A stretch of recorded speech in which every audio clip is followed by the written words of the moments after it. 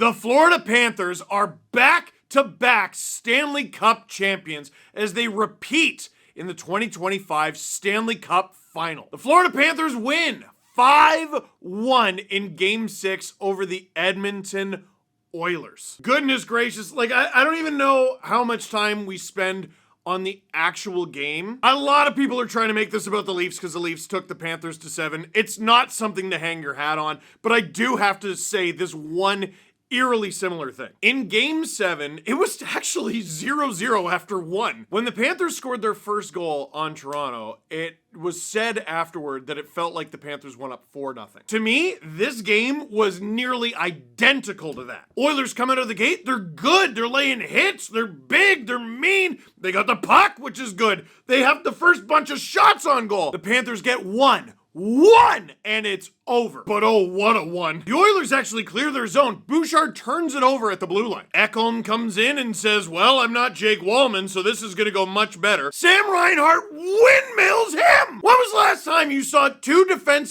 defensemen get windmill deked by two different players from the same team in back-to-back Stanley Cup Final games? Reinhart beat Skinner wide over. 4:36 into the game, and it felt like the rest of the game was the rest of the night.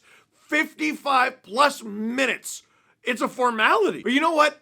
All right, the Panthers are taking back more of this game, and they're feeling good, but it's Edmonton. It takes one moment. One, and you got McDavid and Draisaitl and all of them. I think McDavid and Draisaitl played at least one individual shift with every winger on the Oilers. I don't know if Chris Knobloch was just tricking everyone with his initial lineup card, or if he just blind panicked immediately. If you could just get to intermission down 1, maybe you'll be okay. Catastrophic defense in the Oilers zone. Matthew Tkachuk gets the puck miles from anybody, rips it. It's in 2-0 heading into intermission, and it felt like nothing but cruel and unusual torture to force the Oilers to play through the rest of this game. Listen, what comes out of this game, I mean, obviously the Panthers winning the Cup, Sam Bennett winning the Conn Smythe, Sam Reinhart, how about the Sams on the Florida Panthers? Sam Reinhart getting 4 goals in this game, that's what's going to be talked about.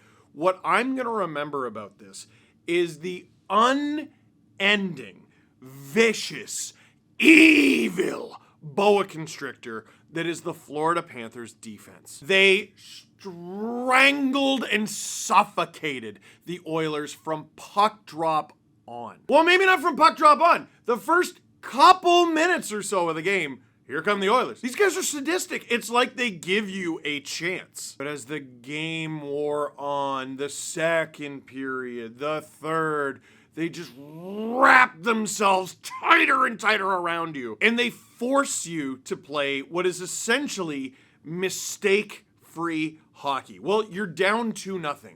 You cannot play mistake-free hockey down 2-0. But when I say mistake-free, I'm talking about like you cheat for offense kind of mistake-free, not whatever the heck Stuart Skinner did. Because Carter Verhaeghe, from not all that far inside the blue line, throws on a trickler, an actual droplet of water onto Stuart Skinner. Skinner, for reasons I may never fathom, maybe he didn't see the thing, kind of important if you're a goalie, stops it with his chest and lets it bounce in front of him to the captain and Selke winner and highest paid player on the Florida Panthers, Sasha Barkov. He sends it to 57 goal scorer Sam Reinhart. It's a tap and it's 3-0. It's over. After 2, the Panthers lead 3-0. The Oilers have already come back from a 3-0 deficit in this series. It was the first time it had been done since 1919. I'd love to believe in magic. I really would here. And that's what I talked about. The Oilers needing magic in order to somehow force 7 and bring this thing back to Edmonton. A 3-goal deficit in the third period against Florida. Not last year's Florida either. This year's Florida, who is somehow better. You're not doing it. You're simply not doing it. They didn't even really have many chances. A few clap bombs from distance. Bobrovsky stopped them all. Like, this is the problem. Like, games 1 and 2, like, really set us up for failure here. Really set us up for disappointment. And game 4. Dude, we had 3 overtimes in the first 4 games. We had 4 periods of overtime in the first 4 games. This series was tight, it was back and forth, it was exciting, and it featured the unlikely and extraordinary. Only for the Panthers to mop the Oilers 10-3 in games 5 and 6. It wasn't in the realm of close. It wasn't in the same galaxy as close. Reinhart empty netter with like 7 minutes to go because the Oilers got to try something. Doesn't work. Reinhart gets another empty netter. He's got 4 goals tonight. The only thing the Oilers can even sort of kind of hang their hat on is Podkolzin ended the shutout for Bobrovsky. But by the time the final horn goes, it's 5-1 Panthers. The celebration began. Panthers on the bench didn't have their equipment on for the final minute of the game. Listen, last game I talked about the idea between winning and being the best and how they're not the same. The best team doesn't always win, and you can win without being the best. Again, miracle on ice. American hockey fans should be very familiar with this. If we play them 10 times, they might win 9, but not tonight.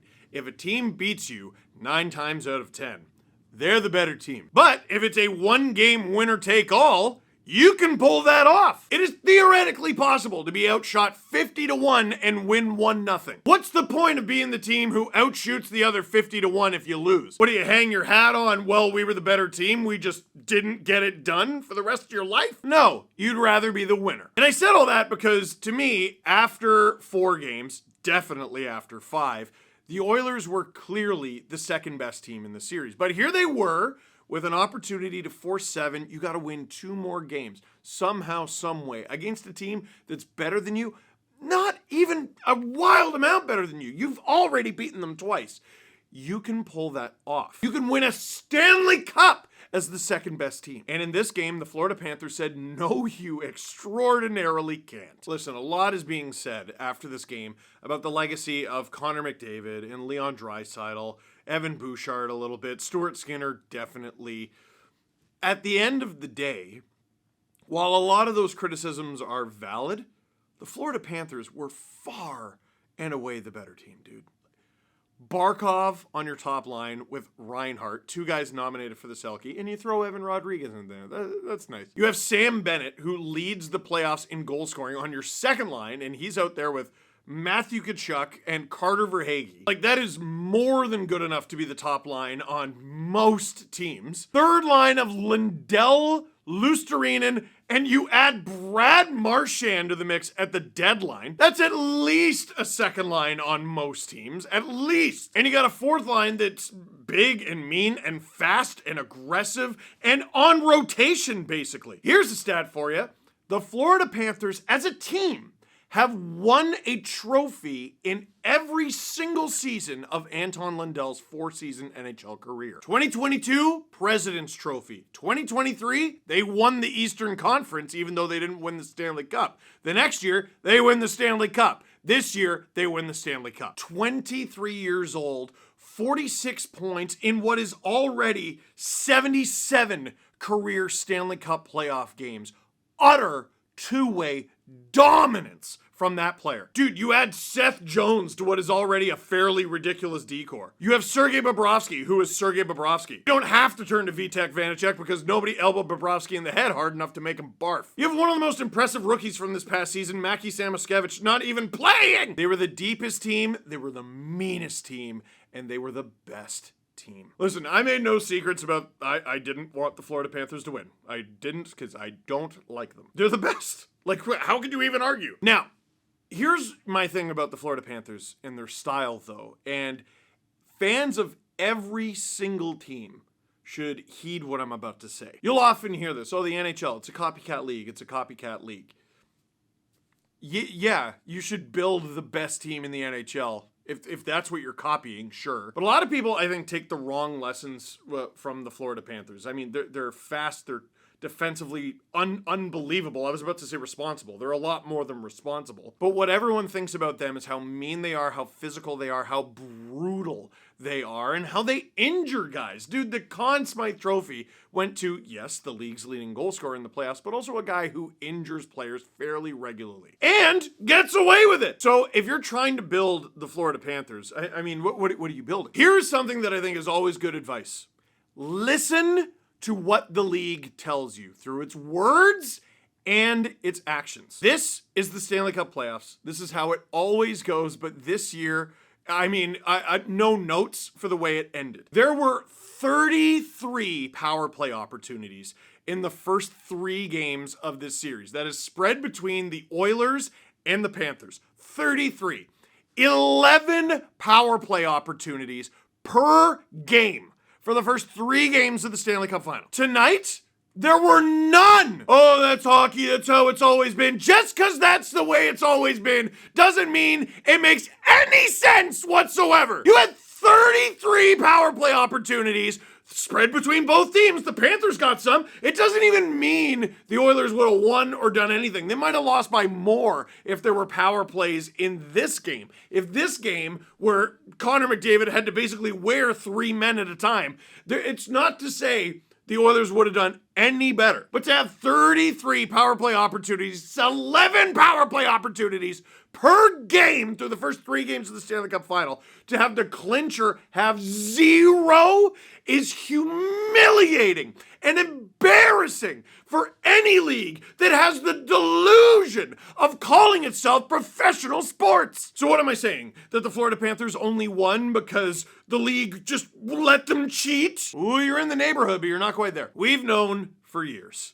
Regular season, they're calling everything. Early regular season, they're calling everything, and it goes down over the months. Beginning of the playoffs comes, and they kind of call a lot, but it's not first round, second round, third round, fourth round. It's not that. It's beginning of first round, and the end of the first round, and back up! Second round, and goes down, down, down, and back up. No wonder the Panthers are an absolute boa constrictor the later you get into series. But the Florida Panthers simply built a team around the understood rules of the NHL. And those rules are, the deeper you get into the playoffs, the deeper you get into any series, the fewer rules there are. So a player like Matthew Tkachuk can thrive. A player like Brad Marchand can thrive. A player like Sam Bennett can thrive. This season, Sam Bennett scored at 0.33 goals per game with 25 goals in 76 games. During the playoffs, Sam Bennett's goal rate nearly doubled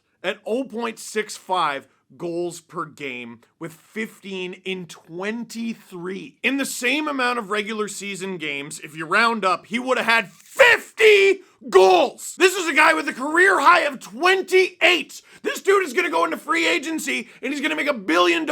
He does not have a 30-goal season to his name. He just hit a career high of 51 points, not goals, points. And I tell you what, teams are going to go out and they're going to try to get bigger and stronger this offseason, and they're going to go about it all wrong. Sam Bennett, without looking, how big's the guy? How big is he? Height, weight, tell me. HockeyDB has him listed at 6'1", 193 pounds.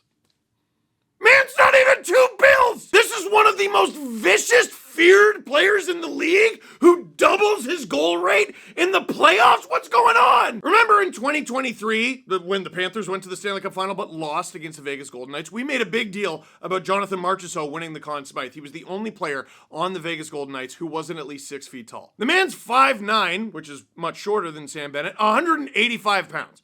Bennett has 8 pounds on Jonathan Marchessault. 8. Meanwhile, he's Captain Elbow, and Captain Punch You in the Face, and Captain Cross-Check, and Captain Whoops-a-daisy Fall on your goalie. Because he's bigger? What is he, tougher? No. He's just willing to do the things that you aren't. He's not afraid of what you're gonna think about him after he does something awful to you.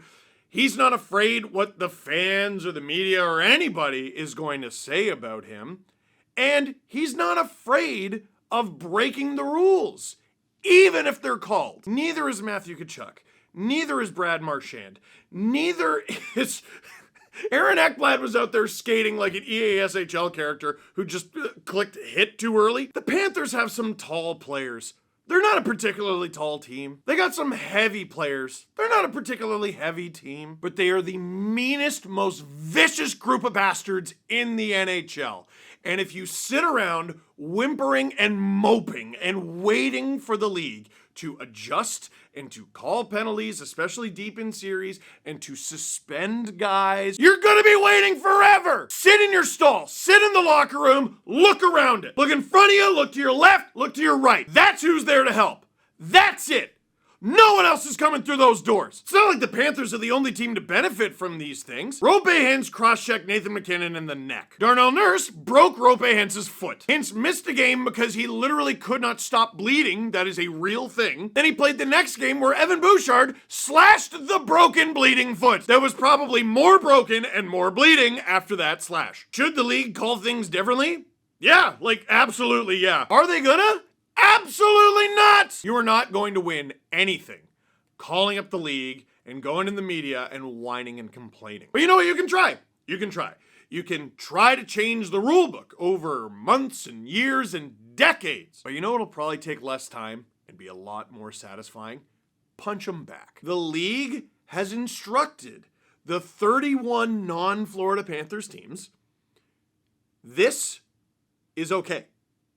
Everything you saw over the past 2 months, good to go.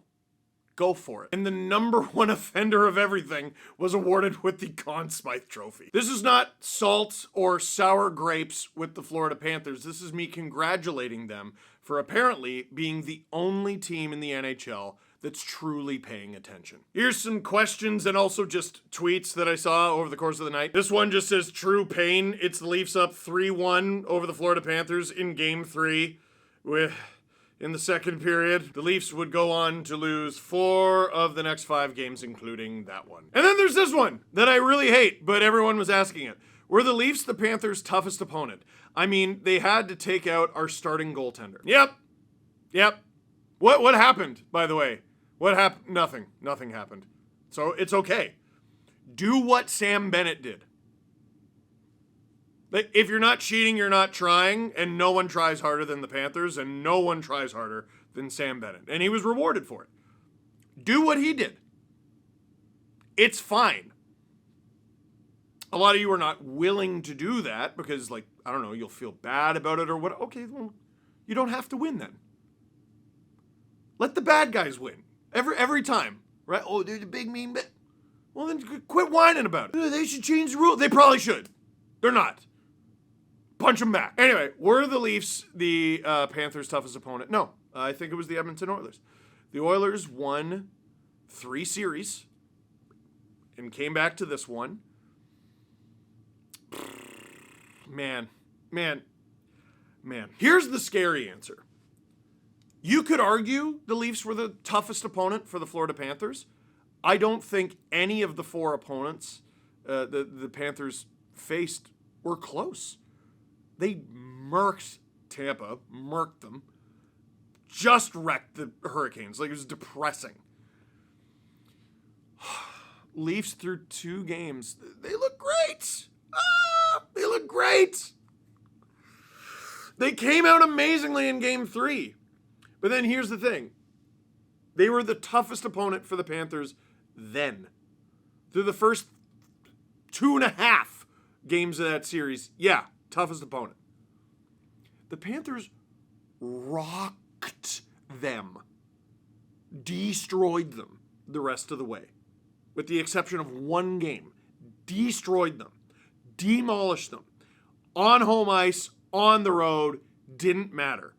Rocked them, destroyed them, ripped them limb from limb. And then the Oilers, again, tight, real tight through the first 4 games. And then the Panthers outscored them 10-3 in games 5 and 6. That's a chance to go up 3-2 and a chance to win the cup. 2 biggest games of that series. Panthers kill them. Nobody the Panthers played, whether it took 5, 6, or 7 games, was close to beating them. Not even close. So if the Leafs were their toughest opponent, yeah, sure, great. It means nothing. They were not close. This is producer Drew tweeting, the worst part about the Panthers winning the Stanley Cup in 6 games is that Leaf fans will believe this makes them the second best team, followed by a tweet from Nick Alberga. If there's anything I've gathered over the past 2 weeks, it's that the Toronto Maple Leafs were the second best team in the National Hockey League this season. Honestly, even if that were true, which it isn't, even if it were true, I do not care. Do you get a parade for having your season end a month ago? No! It ended a month ago! This is an insane reminder. Literally none of this happens if the Pittsburgh Penguins don't lose to one of the worst Chicago Blackhawks teams of all time in 2023. I'm sick. So what you might forget, this is the 6th straight year that a Florida team has been in the Stanley Cup Final. It's the 3rd straight year the Florida Panthers have been in the Stanley Cup Final. The Florida Panthers in 2023 do not even qualify for the playoffs if Pittsburgh simply wins a regular season game at the end of the season against the Blackhawks, who stunk. But the Penguins choke. The Panthers end up squeaking in. They go down 3-0 to the all-time winningest Boston Bruins, storm back, win 3 straight, win the series, and go on to win the Eastern Conference and go to the Stanley Cup Final. The experience that the Panthers gained from that 2023 run had to be instrumental in winning the Cup in 2024, which had to be instrumental in winning the Cup in 2025. 2025 probably doesn't happen without 2024, which probably doesn't happen without 2023, which does not happen without the Penguins choking against the Blackhawks in a game that could have guaranteed them a playoff spot. This is why we watch the games. It's unbelievable. Kachuk says on TNT that he tore his adductor off the bone and had a hernia on the same side. It's a muscle on the hip. Hockey players. Here's a question. Should the Leafs sign Corey Perry next year and then scratch him once they get to the finals? That's actually kind of brilliant. Corey Perry has done something that will never happen again. He is 1-5 in Stanley Cup Finals. So he's been to 6. But since he won in 2007, he's lost 5 straight. He's lost 5 out of the last 6 Stanley Cup Finals. He did it on 4 different teams. The Stars, the Habs, the Lightning, and now the Oilers. He wore 3 different jersey numbers over that time. That is absolutely, without a doubt, unequivocally, never going to happen again. People are talking about feeling bad for Perry, McDavid. The guy I feel worst for, Zach Hyman. Man, what difference would he have made in this series? I think he would have made a big one. He would have made a big one. The longer the series went, the more obvious it became that the Oilers were completely outmatched depth-wise against the Panthers. Does having Hyman even it out just enough that maybe you squeak out another goal here, another goal there. You maybe stop a goal here. You maybe force 7. Maybe you win game 5, and maybe it's the Panthers who need to force 7. We'll never know. This is a great tweet. I'm shocked Paul Maurice lifted the cup. I mean, the players won it. They don't want to see some guys in suits lift the cup, do they? Paul Maurice is, yeah, whatever. He's back-to-back cup champ. He can say whatever he wants. Panthers were playing hurt, man. Alex Barkov had a hand cut open in game 1. Sutures came apart twice before it was glued shut. Disgusting. Sam Reinhart had a grade 2 MCL sprain. And Matthew Tkachuk, again, the adductor tore off the bone. Here's a nasty one. So where was McDavid's best? This is in response to McDavid saying, I don't think our best has shown up all series long, but it's coming. Dude, there were 2 Panthers draped over this man at any given moment. And not all of it was clean. Not all of it was like, get a little skin on him. It was blatant holding, blatant interference, blatant hooking. And this is what he deals with every game. If the Oilers had any kind of depth whatsoever, that certainly would have helped the situation. I kind of hated Draisaitl and McDavid being on the same line because it only exacerbates a problem. A problem that has been around since the dawn of time. You do not have enough beyond those 2. Losing Hyman makes that even worse. Once it became obvious it wasn't working in game 6, I would have split those 2 up. Connor McDavid has 150 playoff points in 96 career Stanley Cup playoff games. He only had 7 goals in 22 games this playoff run, for sure. He had 26 assists, though. Last year, he had 34, but keep in mind, McDavid played 3 fewer games this year. Yeah, I don't know. Did McDavid play his best in the final couple games of the series? No, I don't think so. I also don't think he was the problem. Draisaitl and McDavid had 33 points each. Bouchard had 23. He's unreal. Nugent-Hopkins, very impressive, 20 points. After that, Perry did have 10 goals, yes, but 14 points. Evander Kane, 12. Hyman, 11. Gosh, they missed him. The Panthers had 6 players hit 20 points in these playoffs. Reinhart, Tkachuk, Verhaeghe all had 23. Bennett, Barkov had 22. Marchand, 20. He was an animal in the Stanley Cup Final. Luostarinen had 19. Lundell, 18. Rodriguez, 15. Ekblad, 13. And he missed the first couple games. 21 different Panthers had at least a point in these playoffs. The only exception, Nico Sturm didn't get one. That's it. Forget points. 19 different Panthers. 19 had a goal. Want to know something unreal, though? I just checked. The Oilers? 20. But all I know is in game 5 and 6 of this series, if it wasn't Connor or Leon out there, I wasn't afraid that the Oilers were going to score. What do you think Corey Perry is thinking right now? Just a barrage of swear words. And about how he got the brakes beaten off him by Pavel Datsyuk all those years ago. Matthew Tkachuk on Connor McDavid. When you have a player that good and that talented, he's going to win the Stanley Cup one day, wherever it is. Dude, forget what they do on the ice. The Florida Panthers, this year's Florida Panthers, behind the mic, are the most sadistic, knife-twisting freaks I've ever seen in my life. Matthew Tkachuk knows exactly what he's doing there. Like, bro, you won. You won! No. But just like 2024, it's not enough. We head into the offseason. We have a number of questions. Where does Sam Bennett end up? I think he's staying in Florida. Where does Aaron Ekblad end up? I think that's a little bit more complicated. Where does Brad Marchand end up, and for how much? And Connor McDavid is eligible for a contract extension July 1st. How long does that take? And if you're an Oilers fan, how long does it take you to get concerned? Not to make a bad day worse for you. My friends, that is it for Cup Check, and therefore that is it for my 18th season making videos after hockey games. Thank you very much for watching. Click like if you like this video and the season. Click subscribe if you really like this video and the season. Tell all your friends. Steve Dangle podcast is still going strong on the SDPN YouTube channel. And guess what? We're going to have a stream next Friday, June 27th, during the first round of the NHL draft. It's just a quick break. Get a couple Z's, maybe even lie down, a little bit. And then we're right back to it. Congratulations to the back-to-back champ, Florida Panthers. I don't like you. I don't like you at all. And that's the biggest compliment I could pay you.